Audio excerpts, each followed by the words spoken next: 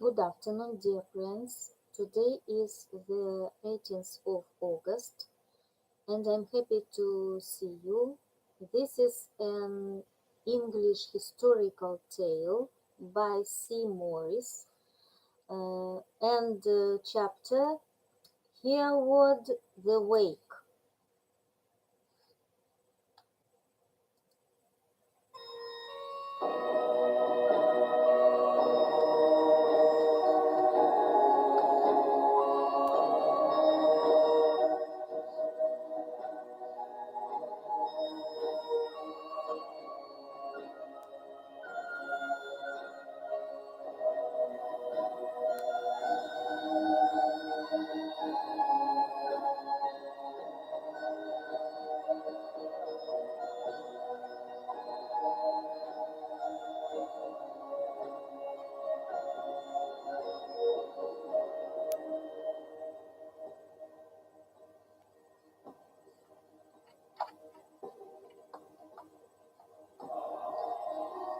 Through the mist of the far past of English history, there looms up before our vision a notable figure, that of Hereward the Wake, the last of the Saxons, as he was being appropriately called, a hero of romance, perhaps more than the history, but in some respects the noblest warrior who fought for Saxon England against the Normans. His story is a fabric in which threads of fact and fancy seem equally interwoven. Of much of his life, indeed, we are ignorant, and tradition has surrounded this part of his biography with tales of largely imaginary deeds. But he is a character of history as well as of folklore, and his true story is full of the richest elements of romance. It is this noteworthy hero of old England with whom we have now to deal. No one can be sure where Hereward was born, though most probably the county of Lincolnshire may claim the honor. We are told that he was heir to the lordship of Bourne in that county. Tradition, for we have not yet reached the borders of fact, says that he was a wild and unruly youth, disrespectful to the clergy, disobedient to his parents, and so generally unmanageable that in the end his father banished him from his home. Little was the truculent lad troubled by this. He had in him the spirit of a wanderer and outlaw, but was one fitted to make his remark wherever his feet should fall. In Scotland, while still a boy, he killed single-handed a great bear, a feat highly considered in those days when all battles with man and beast were hand to hand. Next we hear of him in Cornwall, one of those race of giants Hereward found reserved for his prowess. This was a fellow of mighty limb and boastful tongue, vast in strength and terrible in war, as his own tale ran. Hereward fought him, and the giant ceased to boast. Cornwall had a giant the less, Next he sought Ireland, and did yeoman's service in the wars of that unquiet island. Taking ship thence, he made his way to Flanders, where legend credits him with wonderful deeds. Battle and bread were the nutriment of his existence, the one as necessary to him as the other, and a journey of a few hundreds of miles with the hope of a hard fight at the end was to him but a holiday. Such is the Hereward to whom tradition introduces us, an idol of popular song and story, and doubtless a warrior of unwonted courage and skill, agile and strong, ready for every toil and danger, and so keenly alert and watchful that men called him the Wake. This vigorous and valiant man was born to be the hero and champion of the English in their final struggle for freedom against their Norman foes. A new passion entered Hereward's soul in Flanders, that of love. He met and wooed there a fair lady, Petrovna by name, who became his wife. A faithful helpmeet she proved, his good comrade in his wanderings, his wise counselor in warfare, and ever a softening influence in the fierce warrior's life. Hitherto the sword had been his mistress, his temper the turbulent and hasty one of the dweller in camp. Henceforth he owed a divided allegiance to love and the sword, and grew softer in mood, gentler and more merciful in disposition as life went on. To this wandering Englishman beyond the seas came tidings of sad disasters in his native land. Harold and his army had been overthrown at Hastings, and Norman William was on the throne. Norman earls had everywhere seized on English manners. Norman churls, ennobled on the field of battle, were robbing and enslaving the old owners of the land. The English had risen in the north, and William had harried whole countries, leaving a desert where he had found a fertile and flourishing land. The sufferings of the English at home touched the heart of this genuine Englishman abroad. Hereward the Wake gathered a band of stout warriors, took ship, and set sail for his native land. And now, to a large extent, we leave the realm of legend and enter the domain of fact. Hereward henceforth is a historical character, but a history his, with shreds of romance still clinging to its skirts. First of all, story credits him with descending on his ancestral hall of Bonn, then in the possession of Normans, his father driven from his domain, and now in his grave.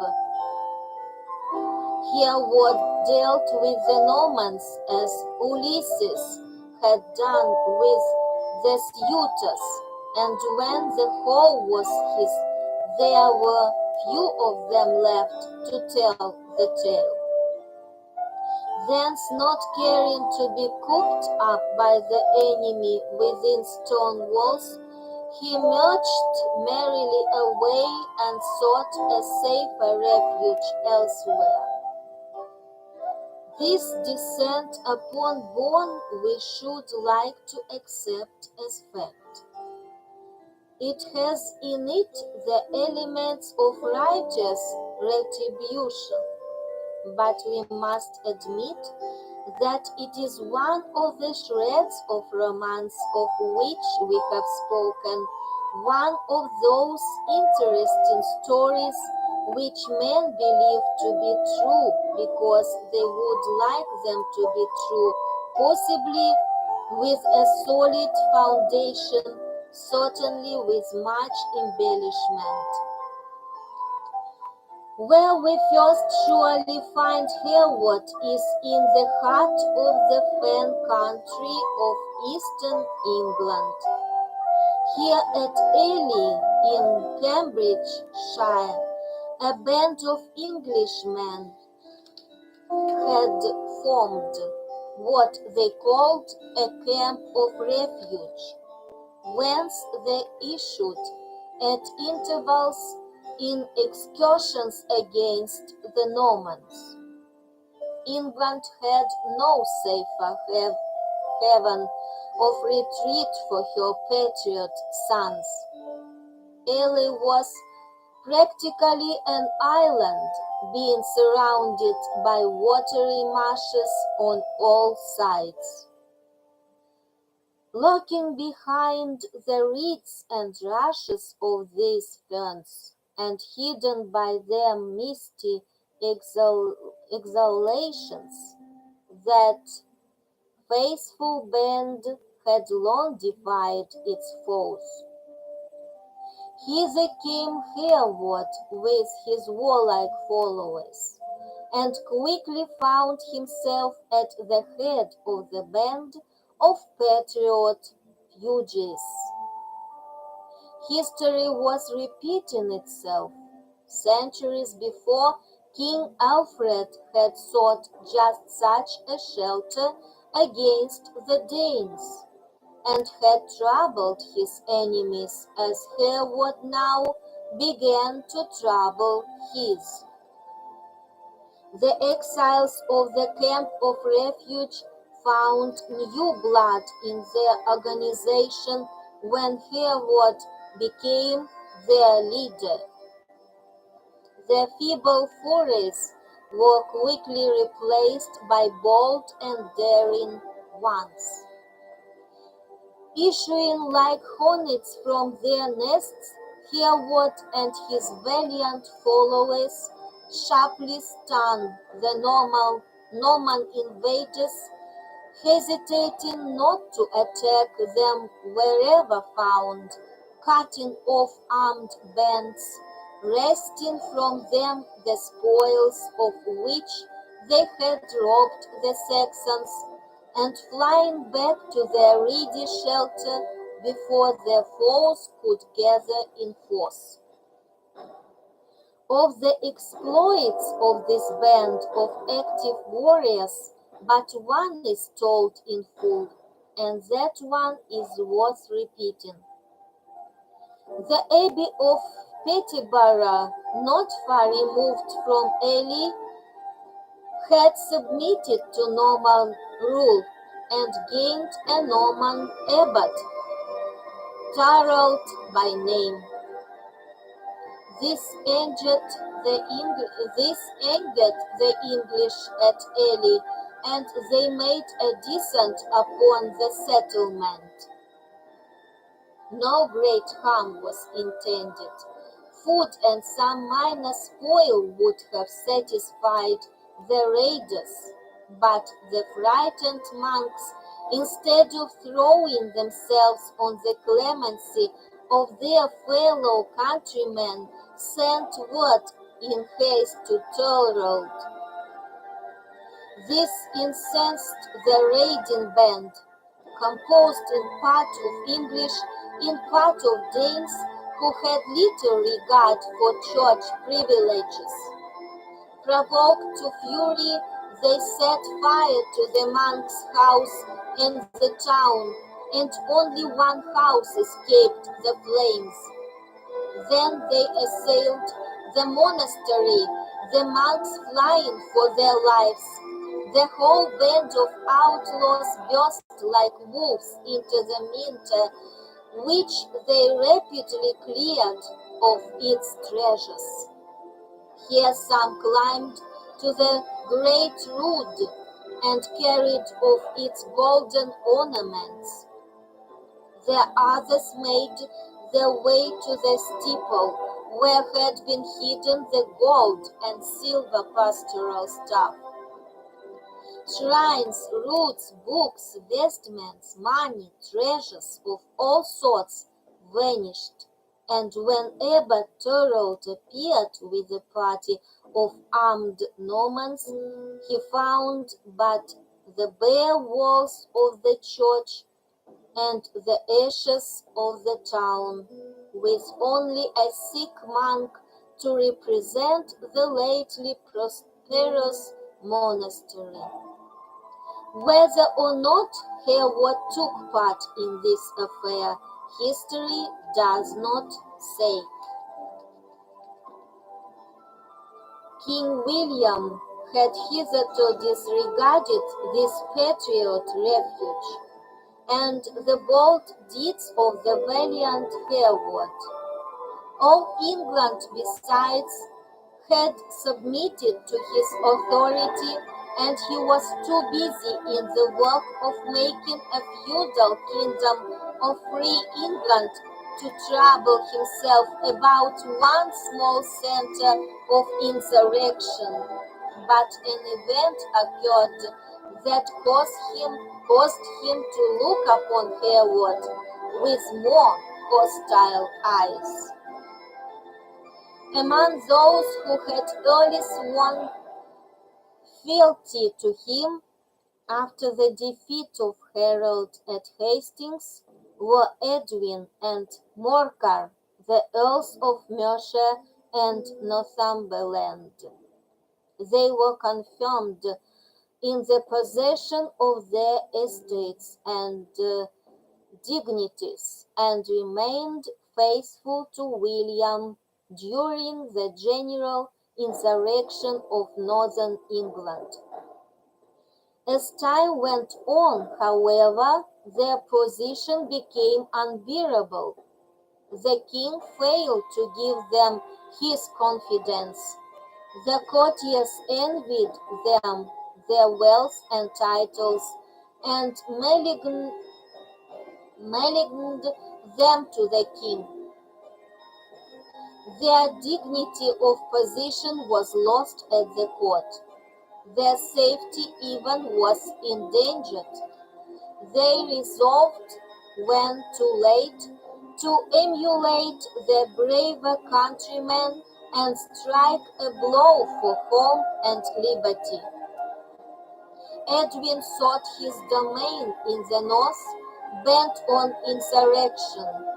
Morcar made his way to the Isle of Ely, where he took service with his followers and with other noble Englishmen under the brave Hereward, glad to find one spot on which a man of true English blood could still set foot in freedom. His adhesion brought ruin instead of strength to Hereward. If William could afford to neglect a band of outlaws in the fens, he could not rest with these two great earls in arms against him. There were forces in the north to attend to Edwin. Mortar and Hereward must be looked after. Gathering an army, William marched to the fen country and prepared to attack the last of the English in the almost inaccessible camp of refuge. He had already built himself a castle at Cambridge, and here he dwelt while directing his attack against the outlaws of the fens. The task before him was not a light one. In the face of an opponent so skillful and vigilant as Hereward the Wake, the Normans of that region had found him so ubiquitous and so constantly victorious that they ascribed his success to enchantment. And even William, who was not free from the superstitions of this day, seemed to imagine that he had an enchanter for a foe. Enchanter or not, however, he must be dealt with as a soldier, and there was but one way in which he could be reached. The heavily armed Norman soldiers could not cross the marsh. From one side, the Isle of Ely could be approached by vessels, but it was here so strongly defended that the king's ships failed to make progress against Hereward's works. Finding his attack by water a failure, William began the building of a causeway 2 miles long across the morasses from the dry land to the island. This was no trifling labor. There was a considerable depth of mud and water to fill, and stones and trunks of trees were brought for the purpose from all the surrounding country, the trees being covered with kites as a protection against fire. The work did not proceed in peace. Hereward and his men contested its progress at every point, attacked the workmen with darts and arrows from the light boats in which they navigated the waters of the fens, and despite the heights succeeded in setting fire to the woodwork of the causeway. More than once it had to be rebuilt. More than once it broke down under the weight of the Norman knights and men-at-arms, who crowded upon it in their efforts to reach the island. And many of these eager warriors, weighed down by the burden of their armor, met a dismal death in the mud and water of the marshes. Hereward fought with his accustomed courage, warlike skill, and incessant vigilance, and gave King William no easy task, despite the strength of his army and the abundance of his resources. But such a contest against so skilled an enemy as William the Conqueror, and with such disparity of numbers, could have but one termination. Hereward struck so valiant a last blow for England that he won the admiration of his great opponent. But William was not the man to rest content with aught short of victory, and every successful act of defense on the part of the English was met by a new movement of assault. Despite all Hereward's efforts, The causeway slowly but surely moved forward across the fence. But Hereward's chief danger lay behind rather than before. In the island rather than on the mainland, his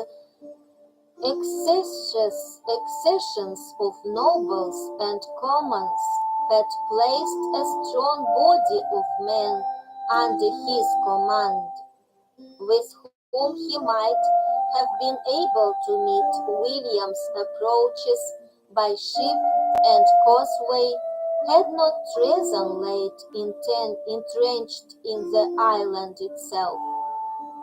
With war in his front and treachery in his rear, the gallant Wake had a double danger to contend with. This brings us to a picturesque scene, deftly painted by the old chronicles. Ely had its abbey, a counterpart of the Peterborough. Thurston, the abbot, was English-born, as were the monks under his pastoral charge, and along the cowled inmates of the abbey and the armed patriots of the camp of refuge dwelt in sweet accord. In the refectory of the abbey, monks and warriors sat side by side at table, their converse at meals being doubtless divided between affairs spiritual and affairs temporal, while from walls and roof hung the arms of warriors, harmoniously mingled with the emblems of the church. It was a picture of the marriage of church and state, well worthy of reproduction on canvas. Yet King William knew how to deal with Abbot Thurston. Lands belonging to the monastery lay beyond the fence, and on this the king laid the rough hand of royal right, as an earnest of what would happen when the monastery itself should fall into his hands. A flutter of terror shook the hearts of the abbot and his family of monks. To them it seemed that the skies were about to fall, and that they would be wise to stand from under. While the monks of Ely were revolving this threat of disaster in their souls, the tide of assault and defense rolled on. William's causeway pushed its slow length forward through the fence. Hereward assailed it with fire and sword, and harried the king's lands outside by sudden raids. It is said that, like King Alfred before him, he more than once visited the camp of the Normans in disguise, and spied out their ways and means of warfare. There is a story connected with this warlike enterprise so significant of the times that it must be told. Whether or not William believed Hereward to be an enchanter, he took steps to defeat enchantment, if any existed. An old woman who had the reputation of being a sorceress was brought to the royal camp and her services engaged in the king's cause. A wooden tower was built and pushed along the causeway in front of the troops, the old woman within it actively dispensing her incantations and calling down the powers of witchcraft upon Hereward's head. Unfortunately for her, Hereward tried against her sorcery of the broomstick, the enchantment of the brand, setting fire to the tower and burning it and the sorceress within it. We could scarcely go back to a late date than the 11th century to find such an absurdity as this possible. But in those days of superstition, even such a man as William the Conqueror was capable of it.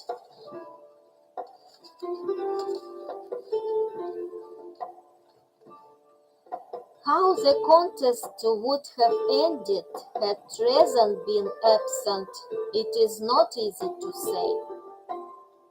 As it was, Abbot Thurston and his monks brought the siege to a sudden and disastrous end.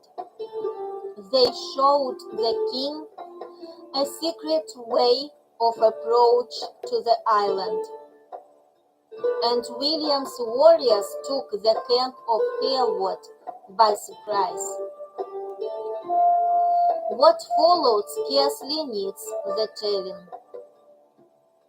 A fierce and sharp struggle, men falling and dying in scores, William's heavy-armed warriors pressing heavily upon the ranks of the more lightly clad Englishmen, and final defeat and surrender complete the story of the assault upon Ely.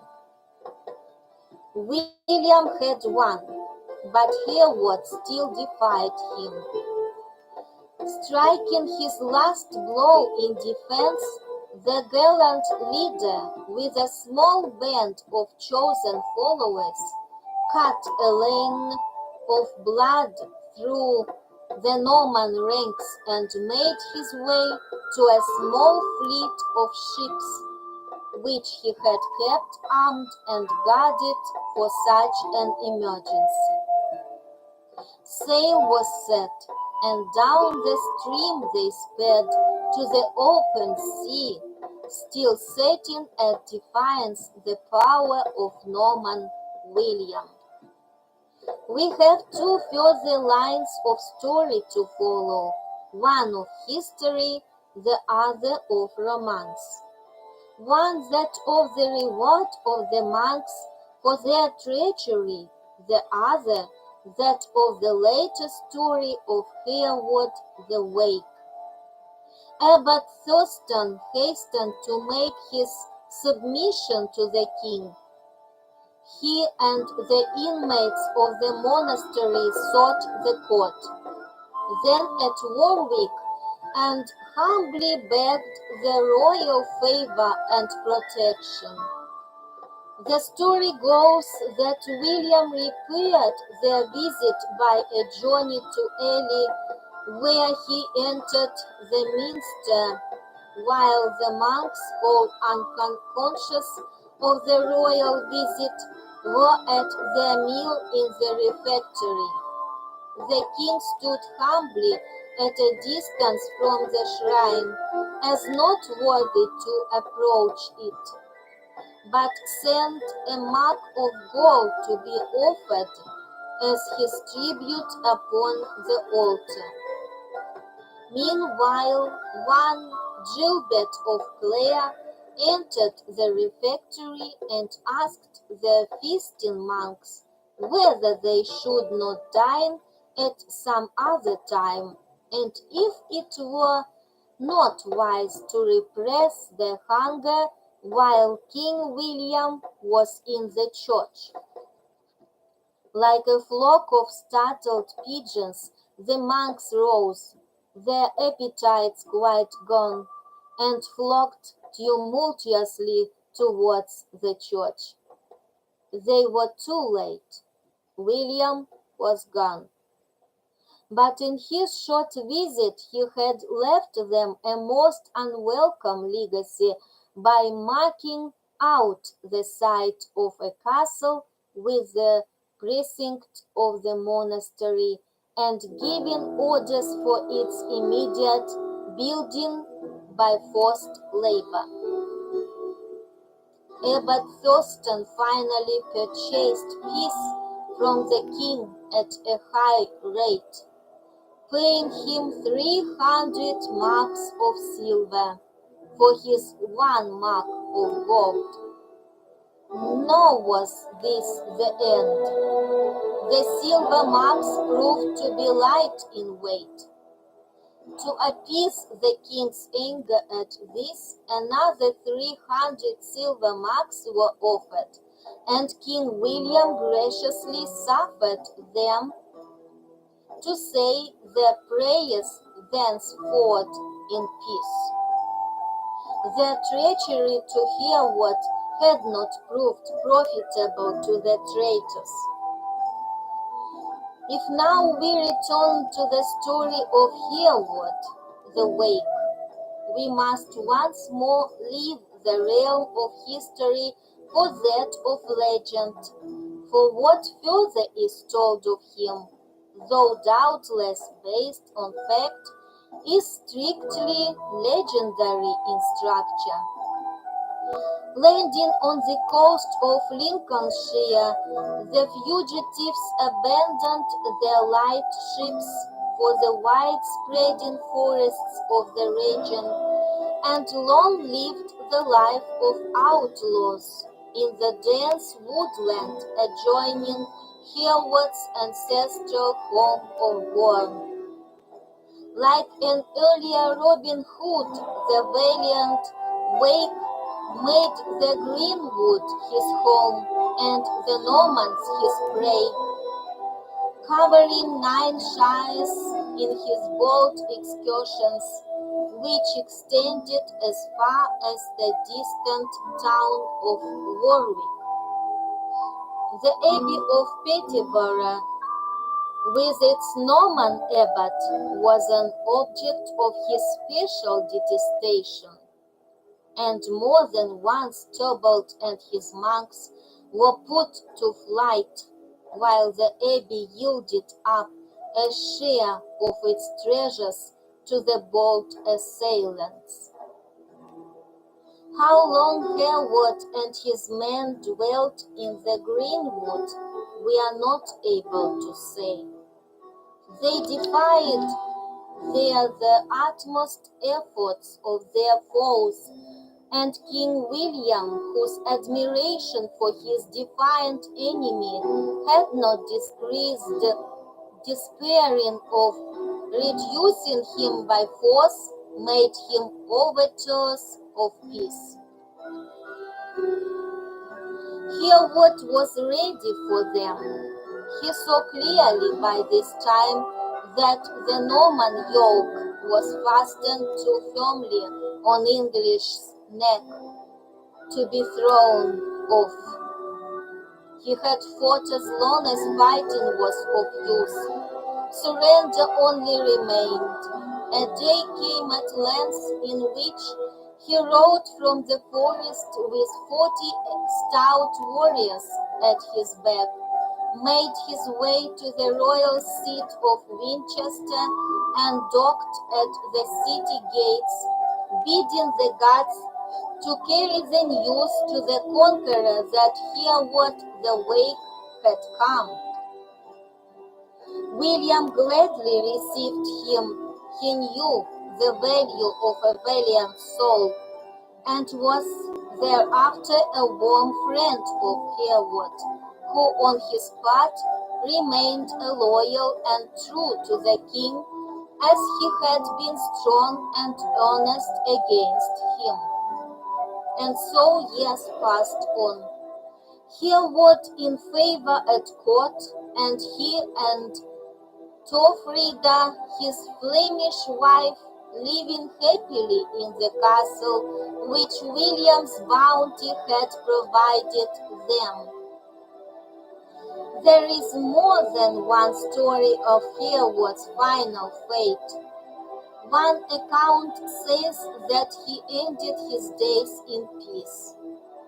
The other, more in accordance with the spirit of the times and the hatred and jealousy felt by many of the Norman nobles against this English uh, hero of the king, is so stirring in its details that it serves as a fitting termination to the Hereward romance.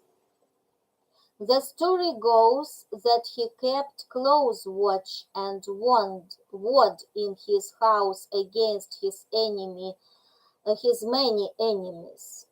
But on one occasion his chaplain Ethelward, then on lookout duty, fell asleep on his post. A band of Normans was approaching, who broke into the house without warning being given, and attacked Hereward alone in his hall. He had barely time to throw on his armor when his enemies burst in upon him and assailed him with sword and spear. The fight that ensued was one that would have gladdened the soul of Viking of old. Hereward laid about him with such savage energy that the floor was soon strewn with the dead bodies of his foes, and crimsoned with their blood. Finally the spear broke in the hero's hand. Next he grasped his sword, and did with it mighty deeds of valor. This too was broken in the stress of fight. His shield was the only weapon left him, and this he used with such vigor and skill that before he had done 15 Normans lay dead upon the floor. 4 of his enemies now got behind him and smote him in the back.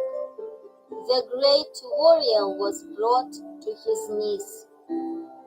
A Breton knight, Rolf of Dale, rushed upon him, but found the wounded lion dangerous still. With a last desperate effort, Hereward struck him a deadly blow with his buckler, and Breton and Saxon fell dead together to the floor.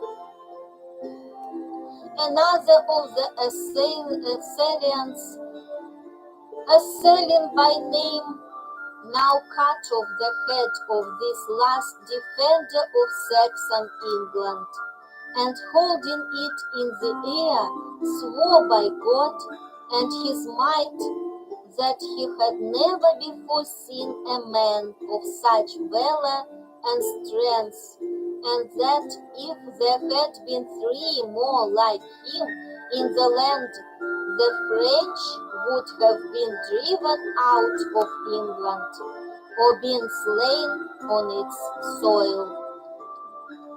And so ends the stirring story of Hereward the Wake, the mighty man of old. This is the end.